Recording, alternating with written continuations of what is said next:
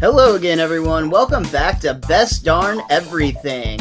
This is a weekly podcast for anyone who loves The Simpsons but is tired of us talking about The Simpsons on a weekly basis. So instead, we're talking about literally anything else. And this week, we wanted to be wake. This week, we wanted to be taught. It's a wake for the game. Cyberpunk 2077 is what's happening on this week's episode.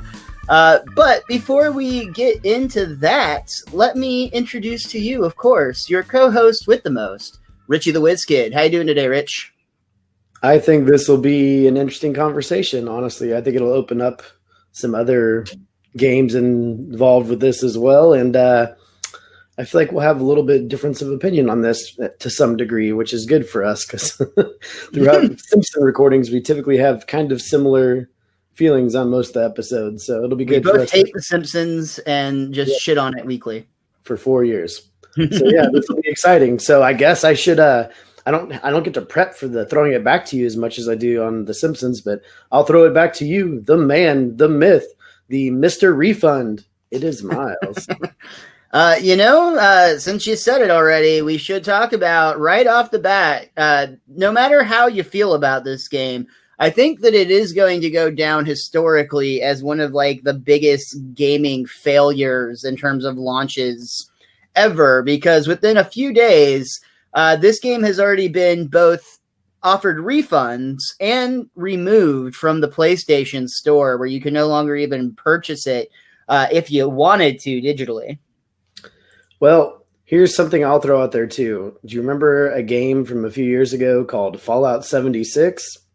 I know of it. I know it was a big disaster, but that game worked at least. It may have been shitty, but it actually worked upon release. It was terribly buggy when it first came out. But it worked. Like, I was reading about that comparison earlier today, and like that's like the big difference people have already been arguing about is like, well, if they didn't refund that game, they don't need to Cyberpunk 77, but like they literally, like, I couldn't play it. Like, the game breakingly froze on me multiple times. I know you have a different experience, but I think I'm actually in the majority on this one, and you just happen to get lucky. And see, Fallout 76 froze me out of the game numerous times to where it was getting very frustrating, but I was having fun playing online with our friend Toby and his brother, so it was... But here's the thing, if, like, so you say you got froze out, but... Once you got frozen out, when you loaded back in, could you just start back right where you were?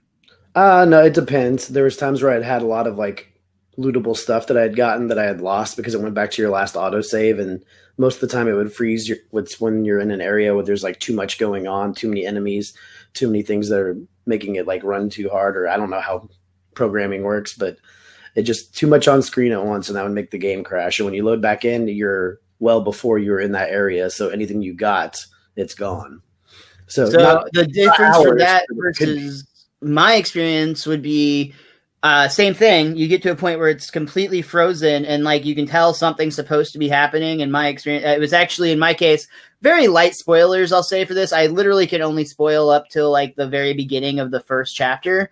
So like I can't really give away too much even if I wanted to. But within like the prologue, I got to this point where you're supposed to do a checkpoint with the cops, and like your block is like shut down and you have to like talk your way through it to get home or whatever.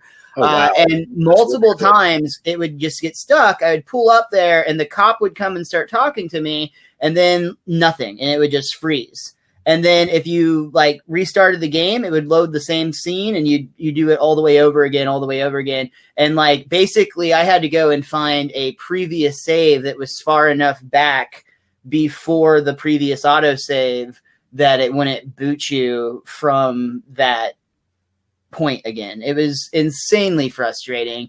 And that was like the main issue, but like that was like already after dealing, for me personally, like anytime, for instance, I had a gun in the game, you would see my hands holding the gun and I could fire bullets and there'd be like this motion, but there was no actual gun. You could just see nothing. Like you could see my empty hands holding nothing. And I remember you telling me a lot about that. I only had that happen once, but like the gun, as soon as I started aiming the gun, it materialized in my hands, but that it's only happened to me once so far. I'm told the guns look really cool in the game. I just can't see them for myself. Yeah. So because of everything I read online, like I work nights. In case I'm sure people that listen to the show regularly know that. So like the game was downloading while I was at work, basically, and I'd already heard all the stories, and then I'd heard Miles's experience. So when I finally got to play the game last weekend, I would regularly save. Like whenever I was at a stopping point, I would basically save, and so I have the autosave and the save file. But I only had one crash through the entire play that I've had so far. Now I'm only like 8 hours in, I think. Oh my God, it's grueling. I had one game crash, I think, and it was literally like 1 to 2 minutes in a cinematic part. So like when I reloaded, I just had to redo a quick fight where I shot a couple things out of the sky, and then like when I did it the second time, a character was handing me something, and then I had the character hand you something, but you can't see it in their hands, which I'd heard about, but that didn't happen until after the game crashed the first time. So that's the only bug. That's the only bugs I've experienced in it so far. So my playtime with it has been a lot better than pretty much everybody I've heard. So like I've been enjoying it a little bit, but I do have complaints about the game that I'm sure we'll get into here in a little bit. Sure. Yeah, and I think it's also at least noteworthy to say that we're both on the original PlayStation 4. You are literally on the opening, you were one of the first buyers of the PlayStation 4. So you've got the Gen 1. I waited until Uncharted 4 came out, and I bought this special edition Uncharted 4 bundle that they had that was blue and whatnot. But that was a few months after. I don't know. I don't know technically if it's the same hardware, if it's Gen 2 or what, but they are both original PS4 consoles, which for the most part has been deemed completely broken. The people that have been having any success at all have been the people that are either on the PS4 Pro, which has had better luck than the PS4, and then the PS5, of course, if you're lucky enough. Sons of bitches. People, that have that. Not only are you lucky enough to have the console, but you're lucky enough to have the most working version game of Cyberpunk 2077. I'm glad that you are getting a positive experience for what it's worth. I mean, it's not like I'm damn it, you should be on the rest of on here with the rest of us. Because I'll even go. We'll probably dive more into this when we talk about our gaming preferences in general. But I'll even go as far as to say that I don't think that if Cyberpunk 2077 was working perfectly exactly as it was supposed to, I still don't think it would be my favorite experience. I think I would find it a lot more entertaining than I was because of the, having to backtrack constantly is frustrating. But I still think that there would have been a lot about it that I would have found very tedious. Specifically the skill tree setup was really obnoxious in my opinion. And then the hack, I actually like the hacking, but whatever the thing was where you had to control the camera and whatnot, that was obnoxious. So let's start getting into that then, because that's the first thing I wanted to point out. Actually, then before we dive into that, we haven't even really at all talked about what's going on. So I'm gonna read a quick summary and score from Metacritic, and then let's dive into your favorite part of. Is that what you're about to say? It's your favorite part? Not at all. Okay, that's your least favorite part. Well, no, I'm just talking. Go ahead and do your thing, and then we'll do it. Okay, Metacritic summary of the game in general here. Cyberpunk 2077 is an open-world action-adventure story set in Night City, a megapolis obsessed with power, glamour, and body modification. Assume the role of V, a mercenary outlaw going after a one-of-a-kind implant that is the key to immortality. You can customize your character's cyberware, skill set, and playstyle, and explore a vast city where the choices you make shape the story of the world around you. Become a cyberpunk, an urban mercenary equipped with cybernetic enhancements, and build your legend on the streets of Night City. Take the riskiest job of your life and go after prototype implants that is the key to immortality. And goddamn, that sounds dope. That really is a cool concept.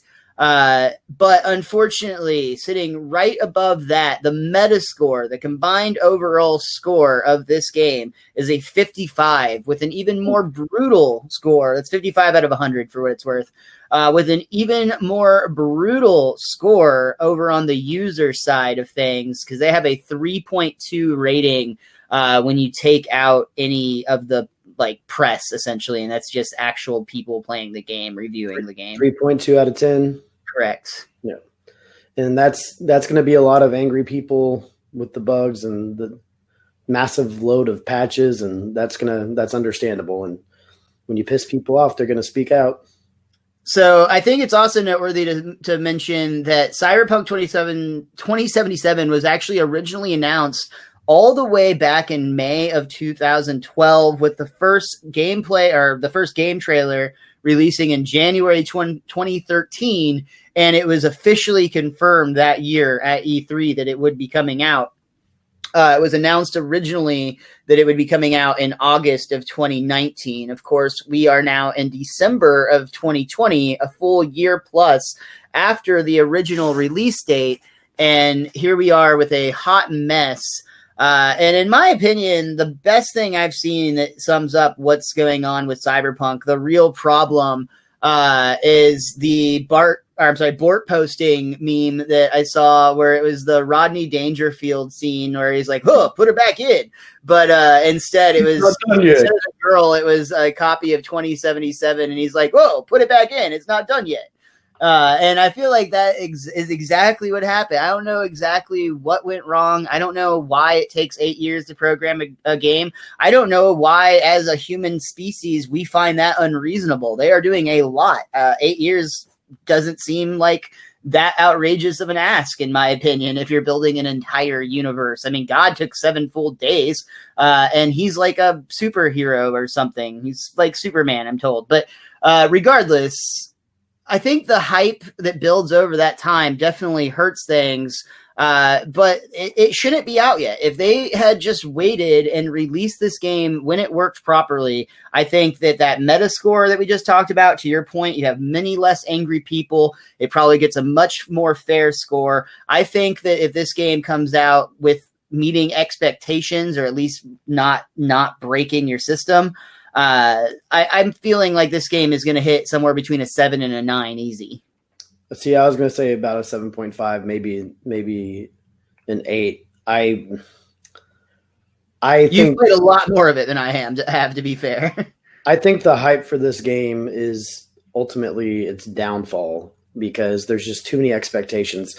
There's very few games that can be hyped and actually deliver, and most of them have delays. I mean, the first one that comes to mind is Legend of Zelda series. There's so much hype every time they're going to release one of those games. They always get delayed, but it seems like Nintendo does a good job of fixing whatever they need to fix, because when the games come out, everyone just loves them to pieces. So outside of that, it's hard to deliver when there's so much hype around a game. And the issue with this game is that they did all this marketing with Keanu Reeves a few years ago, and they showed gameplay footage saying you can make all your own choices. And I've already done the part they showcased in that from E3 or whatever it was, where they debuted it a few years ago. And yeah, there's a couple different choices you can make, but I feel like the outcome was going to be the same.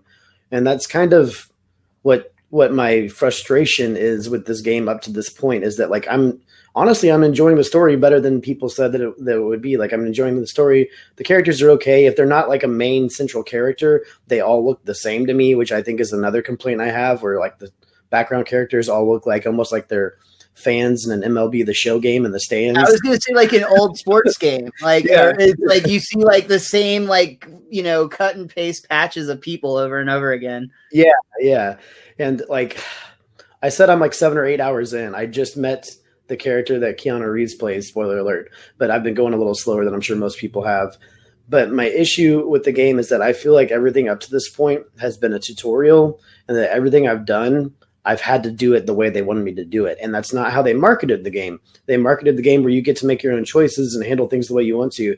But like, I'm being forced to use guns at a lot of times where I want to use, like, I'm like most people, you want to be a hacker. I went a different route. Most people did like a nomad. I'm doing like the corpo hacker. I did street punk.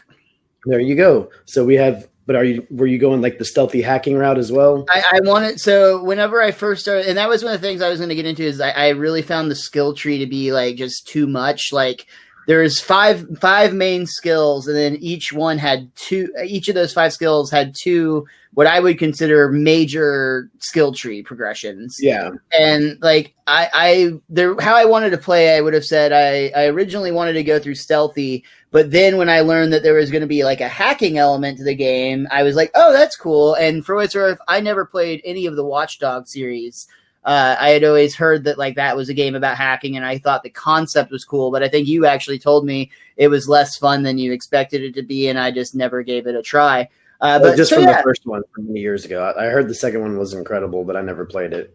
Okay, fair.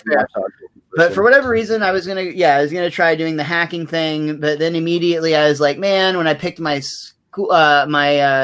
character, I put all my points into cool, and now I don't know how to do computers, so like I can just like smoke a cigarette and hit a jukebox and have music play, but I don't really have any like actual life skills.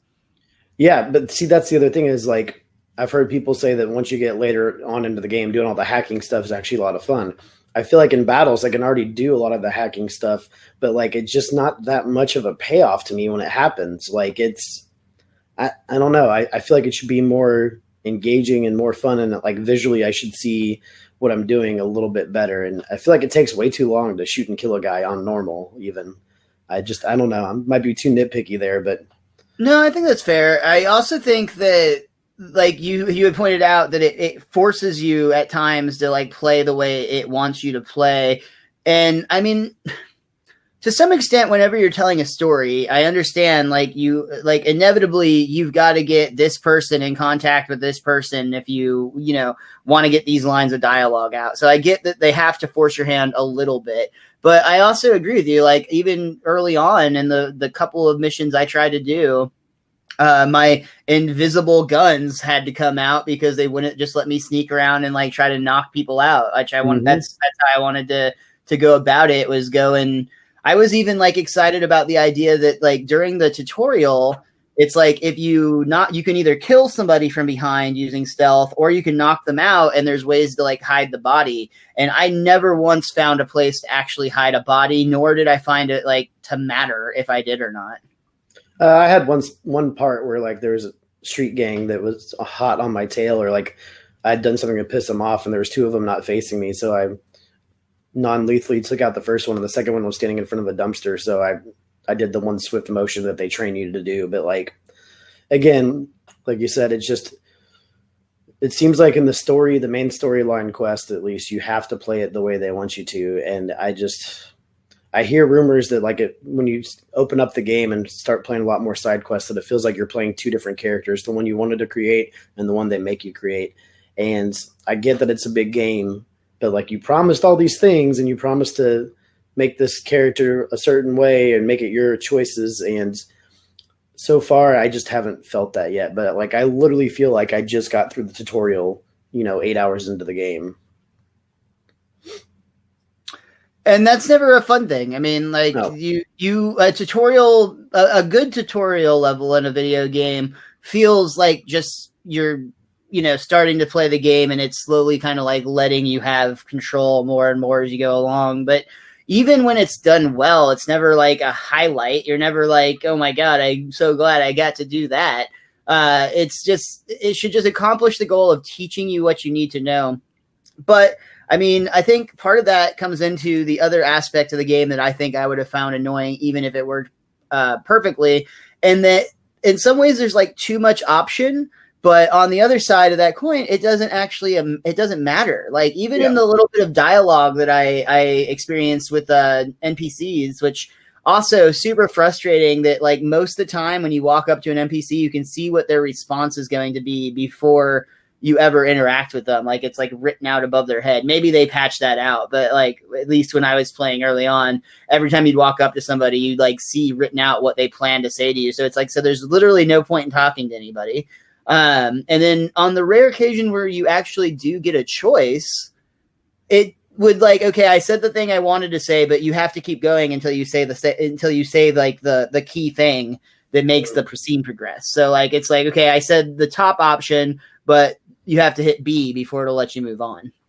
Yeah, so it felt like it didn't matter what you said. You're always going to be led to say the thing they want you to say, which in games like Fallout, every time you click a line of dialogue, that opens up a dialogue with you saying just that one thing, which it's one of my favorite things about the Fallout games. And especially like everybody that you talk to can give you a quest potentially and things like that. And again, I hear later in the game there's a lot and lots and lots of side quests in this game, but the beginning just feels way too drawn out to me, and I was hoping it was building towards something better, and like I just started. I mean, I can't really explain why I've been having fun with the game. I really can't. Like I've been enjoying it, but I think a lot of it might be like finding the different guns and like thinking that everything I pick up might be something important. And like the main story I've actually been enjoying, and I feel like that will continue. But for all the complaints I have, I can't really explain other than the story why I'm having fun with it. Well, and I mean, it's definitely a cool concept. Like I said, even when I read the description of it a second ago, it sounds amazing. Like I want that to be cool. I love the idea of doing like cybernetic enhancements. Like and even from the little stuff I've seen, like it seems like there's a ton of different ways you can go with that if you want to. Like you can make your cybernetic enhancements benefit you in a variety of different ways, from kind of zany to, you know, pretty standard, like health boost or steady aim, or being able to like jump 30 feet in the air or something ridiculous. So there's a lot of cool stuff to be had with the idea.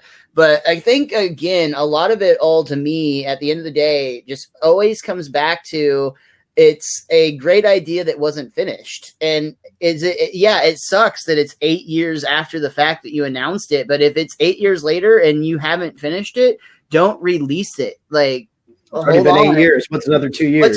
What's another 6 months? Yeah. Why can't this be a summer release? I mean, I don't really know the marketing strategy behind it. I'm sure that there's a lot of course, it had to do. I was going to say, I was literally about to say, I'm sure there's a lot of corporate pressure to get this game out in time for Christmas. But man, that must have backfired, since most people at this point have accepted a refund for the game, unless they're playing on the next gen or I guess now it's the current gen console, and we're just living in the past. But unless they're playing on the new Xbox or the PS5, a large percentage of customers have returned the game. Which just proves everything that you've been saying up to this point. They should have just been patient and finished the game correctly. And I know that they've expressed, you know, their sadness and tweets and whatnot and statements about how they want to make sure that everything gets patched. And, you know, this could be another No Man's Sky where a year from now or 2 years from now, everyone absolutely loves the game and they're playing it for hundreds of hours. But I've heard that No Man's Sky got really good in post updates. And I had that game when it first launched, and it was kind of disappointing. It was very disappointing. It was empty. Yeah, No Man's Sky was on my list of things to talk about in that exact way. I do kind of see that as being a possibility. But ultimately, even if that does happen, I mean, CD Projekt Red, is that right? Mm-hmm. They have that's the studio that made this game. They have given themselves a huge dent in their credibility, in their reputation, which they're a major studio. They're coming off of The Witcher 3, I believe. Is that their last big title? Yeah, and that game is just so beloved by so many people for good reason that this will tarnish their name a little bit, but if they have a successful game that comes out, 4 years from now, then it won't be a big deal at all at that point. I feel like we're just stuck in the now with all of this right now, so it's so much more impactful. But years down the road, it won't be as big of a deal anymore. My big thing is like they've tried to hook people like you who aren't RPG fans into an RPG, and I'm worried that like they've tarnished the good name of role-playing games so that you won't want to play them anymore. Well, I mean, I think that's absolutely true. I don't know if it's fair to say I don't like RPGs, because first of all, pretty much every game is an RPG in some way. But like, I do not like very involved, like lots and lots of menu options. I don't like huge skill tree progressions. When I play games, I typically like something a little bit more simple. Not to say that I don't like upgrading my character, and like I'm currently playing God of War. It's got a progression tree and like a weapon progression, a body progression, a magic progression, and like your kid progression. So like it's fairly detailed. You've played it, you're familiar, or no? You haven't. I haven't played the newest one. Yeah, but you know what? I'll just jump over to a better example that we can both kind of talk about, and I know you want to talk about it anyway. Ghost of Tsushima. Ghost of Tsushima has about where I'm comfortable with like my skill tree progression, and like anything out, like once it starts to branch beyond that, I personally get bored. I'm like, I came here to lead, not read. Damn it. Well, with games like Tsushima and like a Spider-Man where there are skill trees, the thing is, you get that feeling about like 3/4 of the way through the game that you're going to be able to unlock everything, so you don't really have to worry about it. Whereas games like Cyberpunk or Borderlands, you have to actually make a choice, and it's going to be how your character changes. So there's a little bit less stress involved in games like that. But yeah, definitely like. Yeah, I want it all, man. Don't give me just a taste. I don't want a slice of pie. I want the whole damn thing. But we might as well talk about it. I mean, this was regarded as this will be the game of the year when it comes out, and then they pushed the release back so far that it's not even going to be considered in this year. We've actually already had the Game Awards. I don't think it's going to be considered next year either. No, it's not. But I mean, you're talking about Tsushima, so let's hop into it. Like, I know it's a Cyberpunk 2077 show, but how angry are you that Last of Us 2 beat it for Game of the Year from like the critics' votes? I was more upset about it on this one. I'm not angry at all. I'm just very disappointed. I mean, either way, it's good for PlayStation and Sony, I guess. But yeah, it's I'm upset that Tsushima didn't win Game of the Year. Now, to be fair, I did not finish Last of Us 2 because Tsushima came out, and I switched immediately over to that and was blown away by this game we knew just a little bit about, that we were even on the fence about buying, and then we bought it, and then the rest was just history. I mean, we still play it occasionally online with the new modes, and I have not had that much fun playing a game in a very long time. I could say maybe Spider-Man, but like outside of those two games for like the last 5 or 6 years, there's a very short list of games that have piqued my interest, like these two, well, particularly Tsushima has, and I'm upset that it didn't win Game of the Year, but it did win the fan vote Game of the Year, so there's a little bit of redemption on that. Yeah, and I don't know who votes, honestly, and I have a lot that I want to respond to on what you said, actually. I think, first of all, I think just last night you and I were talking, and I said that if I had to think of the best game for the PS4 for the entire console generation, my choice would probably have to go to Spider-Man, though I was saying it was neck and neck with Ghost of Tsushima, but I think I would rank Spider-Man number 1, Ghost of Tsushima number 2, and then How to Say Tsushima. Then I'd list Tsushima like 6 other ways, and so I'd eventually get it right. But on that list would be Uncharted 4. Honestly, I don't even know. I'm sure The Last of Us 2 would make like the round out somewhere on like my top 10 list, but I liked The Last of Us 2. I thought it met my expectations. I thought like, oh, this is going to be a really fun game, and this was a really fun game. Ghosts of whatever the fuck. You and I had randomly saw like them talk about it just briefly on this Friday nerd show that I watch on YouTube that does like video game like news, and like the guy on that is Game Ranks, but the guy on that was like, oh, if you haven't heard of it, look at this new game coming out on the PlayStation. It looks really unique and kind of fun. And I was like, huh, that does look kind of unique and pretty fun. And then the next time you and I talked, we had both independently heard of it, and we're like, yeah, why don't we give it a try? And sure enough, blew us both away. Just a fantastic game. And that game, I think that even if my expectations had been really, really high, for instance, the multiplayer would have been an example where it's like if the game was so good that I don't think it really could have disappointed. It exceeded expectations, though, without a doubt. One of my favorite parts about Ghost is that it made both of us use playstyles that we don't typically play. So, like, I would consider you, in more often than not, more of a guns blazing kind of guy. Like, I just want to kill these guys and get to the next area. And I know you have your occasional stealth runs, but I feel like with Ghost, you actually played stealthy pretty much the whole time. Whereas I love playing stealthy, and that is my jam. But there was something about being a samurai, walking into a crowd of enemies and be like, "Hey, come fight me!" I absolutely loved about that. And it was like, it was kind of a weird thing to me that we both. You were all like, let me honor my uncle. And I'm like, yo, Unc, your fighting method is whack, bro. Like, I am changing shit up around this island. To be fair, I did not honor him. That was my actual dialogue in the in the game, for what it's worth. Which it's weird that Ghost of Tsushima lets you have more dialogue choice than Cyberpunk 2077 does. Well, at least from what we played so far, I'm sure it gets better. But I do think we need to add that in there, that we're still both very early into Cyberpunk, but I think Miles is already done with it at this point. So I have basically decided that. First of all, I'm pro refund. So if we decide to refund, it goes away. Cool. If we do keep it, I have basically decided that I will not personally touch it again probably until the PS5 comes out, just because I've had such a frustrating run with it. And I feel that two things. One, the PS5 version already works better. It's already, significantly improved experience than having to try to play on a PS4.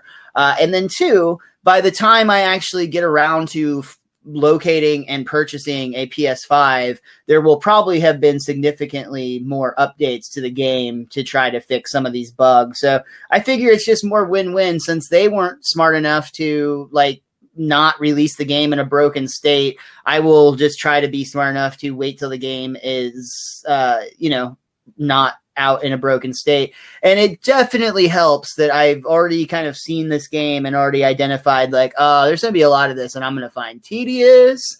Also, the driving is terrible. Terrible. Yeah, absolutely. I don't know if we can talk enough about that, but oh my God, that was the other thing that I was probably most excited about, because I do like GTA, and that's definitely an RPG. And I love driving around on the island in GTA. I haven't played in a while. Every once in a while, if I ever feel like just driving in a video game, GTA is my go-to game. I'll just get on, put on one of my sports cars and, zip around through the freeway or the city streets and have a good time. I expected Cyberpunk to be like that, but with cool futuristic cars. And I was legit excited to be able to customize vehicles, and I kind of just assumed that would be part of it. And it seems like the car aspect of the game was vastly overlooked, both in the driving mechanics and in any sort of being able to make that part of your experience. Because you get the one car, and that's pretty much it, from at least as far into the game as I got. Well, I think later on in the game, there's a whole side system of getting new cars and buying them out of magazines, but I've heard they cost a ridiculous amount of money, and that has to be just the thing that you want to do if you want to do it, and that it's not very enticing. And it doesn't make them drive better. It's still the same driving mechanics. I've called my car twice since they taught me how to call a car. I'd rather walk. It's just to discover stuff. That was another really frustrating experience I was having. I would be in the middle of having random dialogue with people. I would do nothing, and all of a sudden, they would start trying to kill me. Sometimes it was the cops, and I would just suddenly become wanted. But it was I was committing no crimes. I was in the middle of having a conversation, and then all of a sudden, it's just the red flash comes on, and they're people start shooting me, and I'm what the fuck is happening? Am I at a public school right now? I am so confused. Oh, that takes the hit. But you must have done something in a previous mission where I hadn't even done it. This was literally the first mission. This was when I just got out of my apartment after getting there for the first time, after dealing with that bug at the bridge crossing where I couldn't get through for the longest time. I walk out and you're in that mall area, and I went and tried to talk to somebody, and there's a cop on the staircase, and all of a sudden he just starts shooting me. Didn't you say you picked the street gang back? I was a street kid, but at that point, I wasn't in any way sus, as the kids say. Mm-hmm.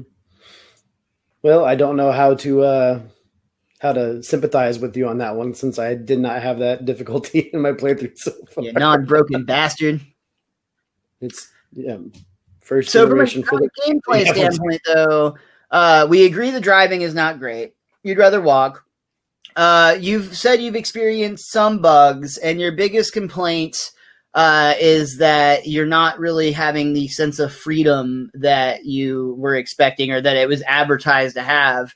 But because you have had a different experience than I have had, what is your favorite part of the game so far? What is, and don't, not just the story, because I know you said the story, and not spoiling it, but like without spoiling it, talk as much as you can about the aspects that you actually enjoy about Cyberpunk 2077 and why you don't want to return it. Well, I mean, it's not fair to say talk about your favorite part and then say that, but you can't say story because that's the only thing I've really adhered to is what I've been enjoying. I just been trying not to like tell like the entire story is all I mean. Like, I have enjoyed the main story up to this point. I hear the main story is only about 20 hours or so. And that they kind of make you want to keep playing the main story because of quote unquote restrictions they put on your character. So you can do with that what you will with your brain. You can kind of figure out the story path, I think.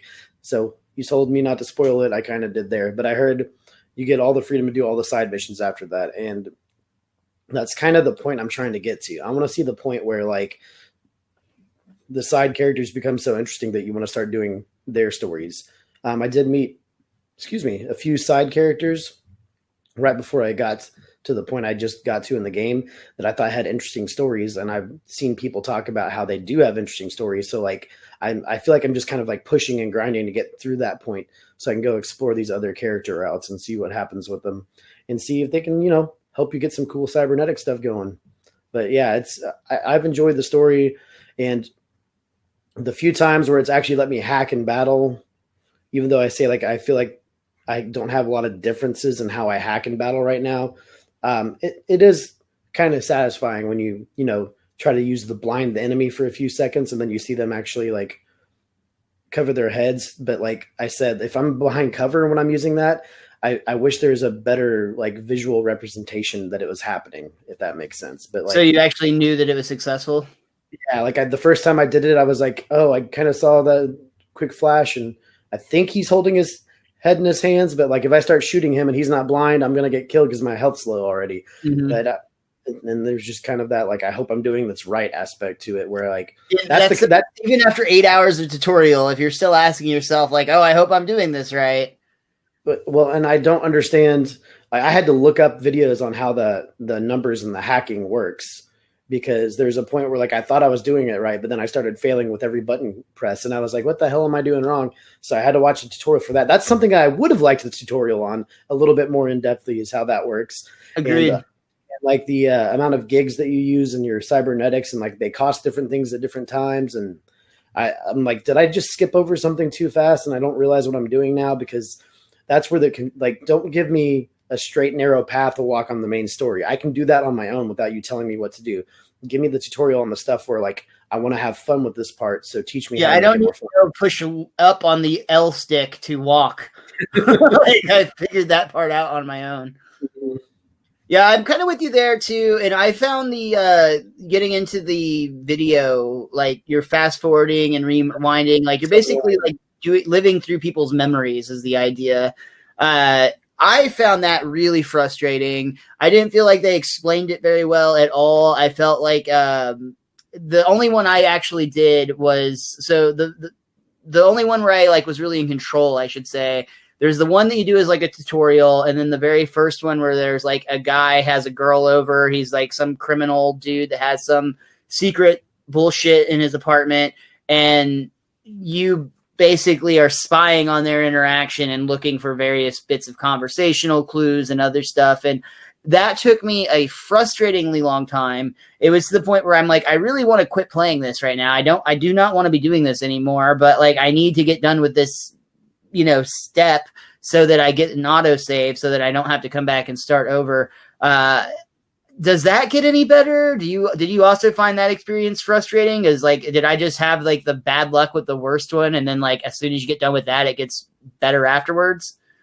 That's really the only one I've done, and I didn't really have that much. Like, it took a while to get it going at the beginning, but once it actually started letting you do stuff where they weren't talking to you the whole time, it got a little bit quicker. There was one spot where I had trouble finding something, but like each bar at the top has like the little highlighted parts where the clue is within a certain range of the time frame on the video recording. So if I missed it, I would just go back to the beginning of the little highlighted part and just scan around the room while it was going through. Yeah, I did the same thing. I just like, there is one thing in particular. It was like this. it's the safe. You have to find a safe. Sorry. But like, there's some safe you have to find, and it took me forever, like forever to find it. Part for me. I scanned one thing and they're like, oh, I don't think that's it. And then I moved my cursor in a particular direction randomly and it happened to go right over. So honestly, it just sounds like it's a matter of like, you've had really good luck with the game and I had like the worst luck with everything in the game. Pretty much. Which is frustrating, but I mean, it is what it is. Again, I'm glad you're having a good experience. Another thing I wanted to you actually go for the safe. It's a narrow path story element, so there's really no like excitement when it actually happens. Even worse that it took so long. Yeah. Another thing I want to talk about, though, because again, I would you agree with me what I said at the top of the show that this is going to go down as one of the biggest game failures ever? Blunders more than failures. I think it's too early to see because, like I said, there could be a No Man's Sky in the future where people come back to it, but definitely one of the biggest blunders in video game history, especially in the digital age.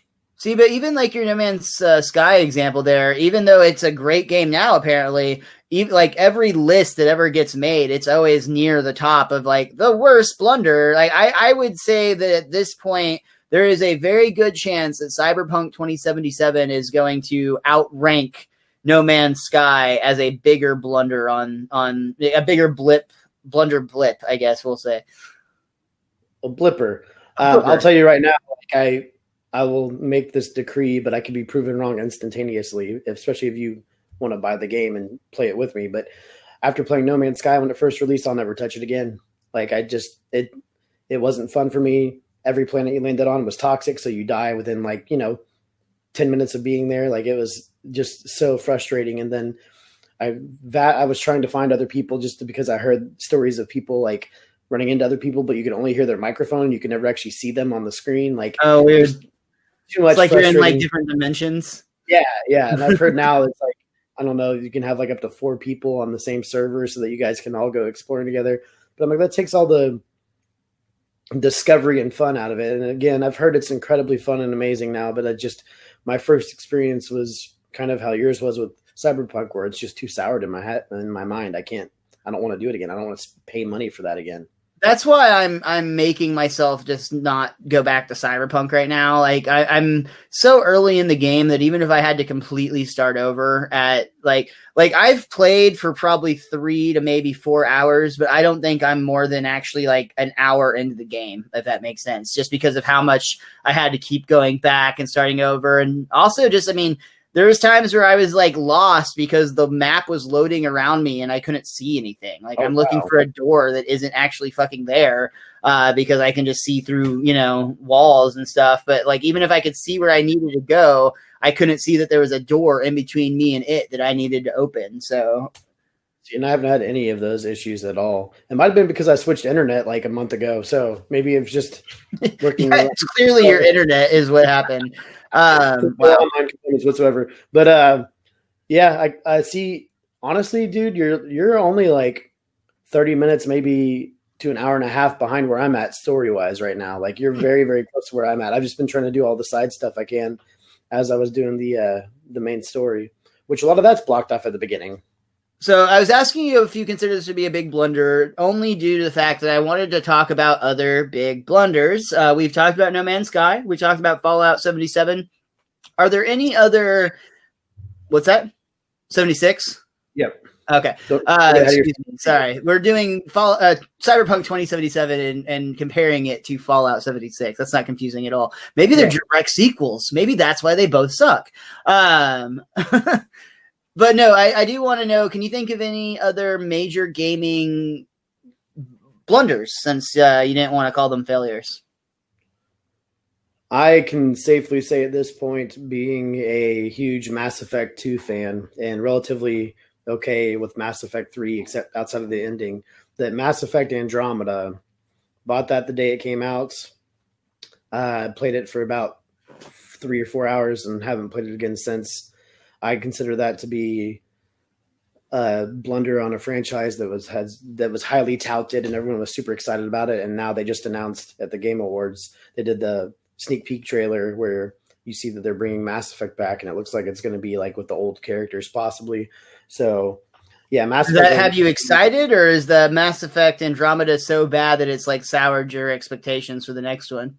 It depends the actual characters they put into the game, because like one of my problems with the third one is I felt like they didn't give enough screen time to some of the characters I like fell in love with in Mass Effect 2.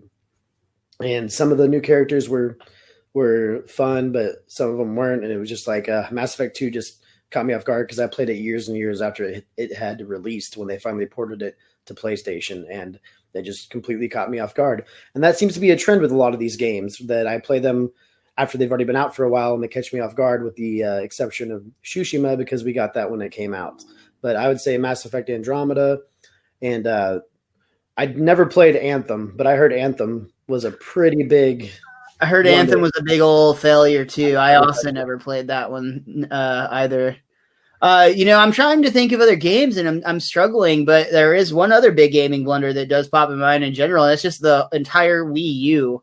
I think, though, it's almost the opposite problem. Like, it wasn't overhyped. It was just, like, not hyped to the point where you're like, is this some sort of weird accessory or add-on to the Wii? And, like, I don't really need a tablet for my Wii, so I think I'm good.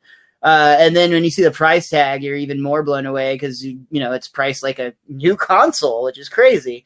That's crazy. But, like, gaming-wise, the one thing I will say that makes this very unique is that going back to older systems, like even the PlayStation 2, if a game released in this state, like, you couldn't really update it on the scale that they do nowadays. Cartridge, not at all. If you got a bad cartridge game, it's just a bad game, and it will always be a bad game from now until the rest of time. But I will give Cyberpunk 2077 credit where it's due. It has a very unique look when things are loaded correctly. It's got like a fun environment. And you probably think I've already written it out, and to some extent I have on the PS4, but I truly am optimistic that like they will turn it into a game that I'll at least enjoy roaming around and playing. I was also, though, admittedly disappointed that it doesn't seem like there was even an attempt or an idea of any online option on this game, which it seems like the type of game that would have been really fun to at least been able to like go and like cruise around the like future city with your friends. Yeah, or even do like some kind of player versus player arena where you can try to like hack at each other to like slow somebody down for a few seconds while you're trying to shoot them. Like there could have, but that would probably just make the whole universe crash if they got to get the universe working in a single player before they try to put that shit online. I mean, to be fair, it took Grand Theft Auto a few stabs at it before online. Don't even get me started on Grand Theft Auto 5 and its online bull crap. Well, you haven't played it since like literally like it launched, and it's literally not even the same game anymore. It's crazy. Like everybody has flying cars now. Well, that's fine for all the people with flying cars, but that's another game that when the online first released, that I was having very frustrating times with that, and it soured my experience, and so I was done with it. Whereas you've been having loads and loads of fun with it. I was playing it a lot during quarantine. I'm admittedly kind of burned out again. I go through phases with it, but when I have fun with it, I have a lot of fun with it. I've definitely got my money's worth on it. And again, in terms of driving mechanics, Cyberpunk could have learned a lot from GTA. Like driving in GTA feels really fun. Well, I'm glad that you enjoy it so much. That's and whatever the name of that city is. Los Santos. Los Santos. Oh, okay. Yeah. I think so. Now you've got me questioning my own sanity. Oh well. Cyberpunk 2077 is what we're here for, though. Richie, is there anything else that you wanted to comment on? Is there any other comparisons you want to make, or just any other thoughts bubbling through that cheerful little Santa brain of yours? Just fix your game. Everyone's already said that. No, I've had very few bugs, but like I completely 100% understand why people are refunding the game, especially like I would even say with the amount of time you've played, like, yeah, you've had a lot of bugs, but maybe not as much as everyone else has been having. So like I can see how frustrating that could be. And like I got lucky the one time the game crashed that it was 1 minute into dialogue with somebody after an autosave. So I got really, really lucky on that. And like you said, it seems like I've just been getting lucky in general with my playthrough of it. So if I keep putting more hours into it and it starts happening, I'm probably going to want to break my controller through the TV and then realize that the controller nor the TV did anything wrong and it was the game I could have refunded. So, now this cost me $70 and a controller and a TV. Yeah. So please, CD Projekt Red, I know you're working hard and I know you want to make everybody happy, but the happiest thing would have just been to spend a little bit more time fixing the game you've been working on for over 8 years. Yeah, release shit when it's done. Art takes time. I get it. Like, don't push your stuff out early. I mean, did we not learn anything from E.T.? That's the other big one. That's the honestly, E.T. probably has the closest in common story to Cyberpunk, because E.T. basically was the last thing put out on the Atari, the thing that like buried the Atari, and like technically the PS4 is on the way out now. It just so happens to line up with Cyberpunk 2077. No, but that game was pushed because of unrealistic deadlines for, holiday to hit the holiday season.